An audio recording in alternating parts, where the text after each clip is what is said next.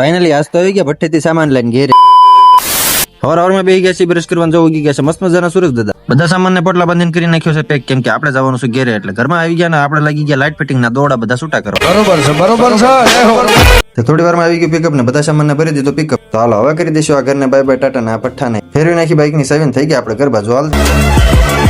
રસ્તામાં આવી ગયો શેત્રુંજી ડેમ ને ગાડી થઈ ગઈ ભૂખી, એટલે ગાડીને થોડું ઘણું ખવડાવી દીધું. પાલતાણા પગી ગયા, પાલતાણા પગીને લઈ લીધી કેરી, કેમ કે કેરીની સીઝન એટલે થોડી ઘણી ખાવી પડે. ફાઇનલી તો આપણા ગામમાં પગવા આવી ગયા. જો સામે બતાવી છે અમારા ગામનો ગેટ. ઘણા મિત્રોની કમેન્ટ ને મેસેજ હોય છે કે તમે ક્યાં રહ્યો ક્યાં રહો, તો ભાઈ આપણે રહીએ છીએ લુવાર વાવમાં. ફાઇનલી તો ઘરે પગી ગયા. ઘરે આવીને જોયું તો સારા બાજુ દૂર ધમાહો સામાન કરી નાખ્યો એક બાજુ ખાલી, પછી ઘરની સાફ સફાઈ કરવાનું કરી દીધું ચાલુ. 1 hour later.